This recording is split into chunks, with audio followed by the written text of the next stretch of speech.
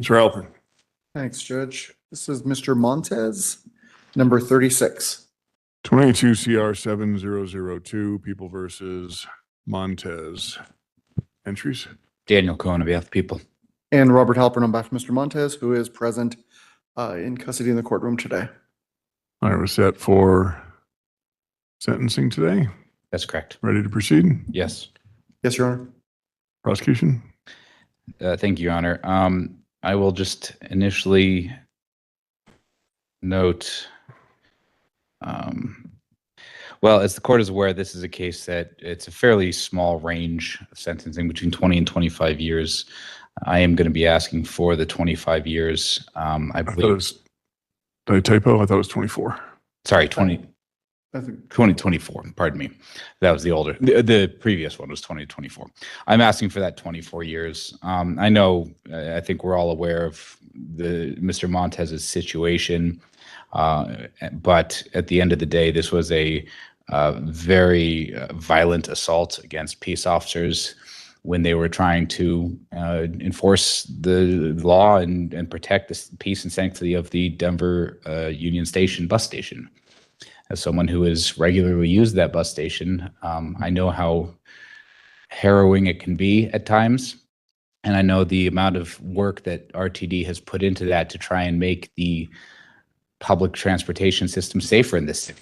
It's necessary for so many people, and for some of us, we want this RTD to be safe and enjoyable for everyone.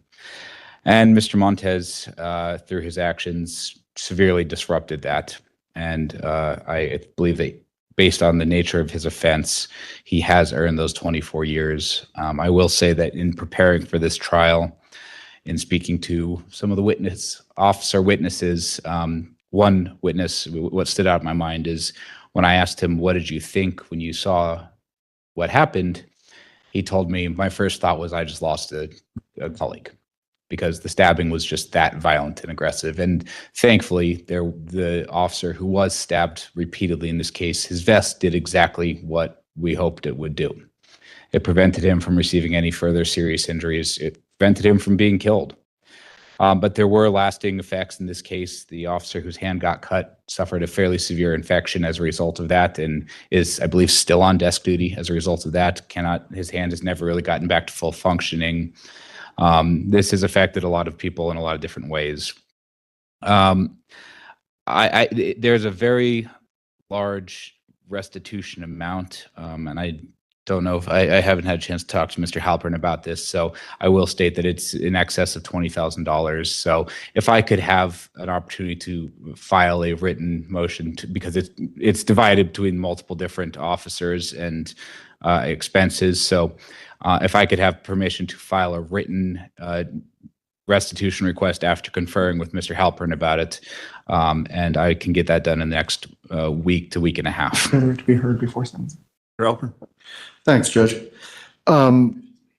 It's been a difficult case. It's obviously quite old, and I've gotten to know Mr. Montez throughout the pendency of the case fairly well, and I know he would disagree with some of my characterizations and my raising competency, but I've seen kind of the highs and lows, if you will, and when he is what I think functioning on a competent level, he's very smart, asks really intelligent questions about the case, about his options, about what happened that day, and he's taken responsibility for it. And it was, you watch the video, and that part of it is hard to watch when he has the scissors.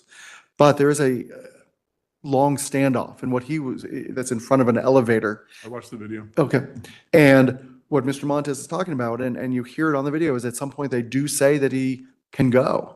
Once he puts the scissors away, they wanted him to get rid of the scissors, and then the doors open, and he did think he was free to go, and he got rushed.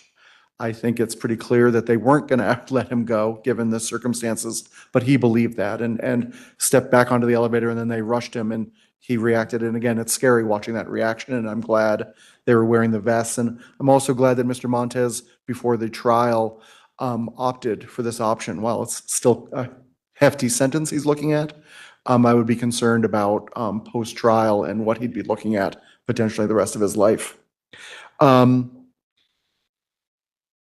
Again, I'm not sure that Mr. Montez to this day agrees with the idea of mental illness and mental health. But again, I think when I've seen him on his medications and doing well, he is smart and thoughtful. And I would encourage him to wrap his head around that and understand that diagnosis. Obviously, that's a decision he's going to make. But when I've seen him at his best, he has a lot to offer, and I really wish him luck moving forward on through the prison, and then when he's released, and how he handles that in the future. But I know he wants to speak, and I do wish him the best throughout this process.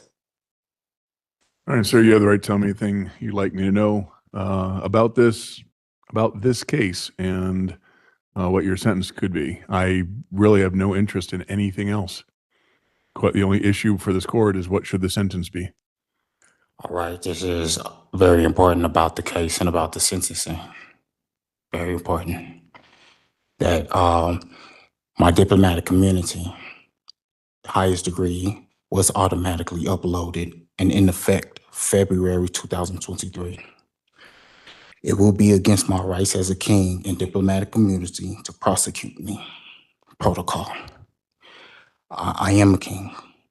We've passed all that, sir. You agreed to plead guilty. The only question right now is, will I give you 20 years or 24 years? That's what you agreed to. So what is it you want? 20, 21, 24?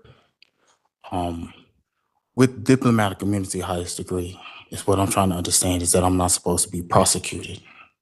So how is it All right, that we're not having this discussion anymore, sir.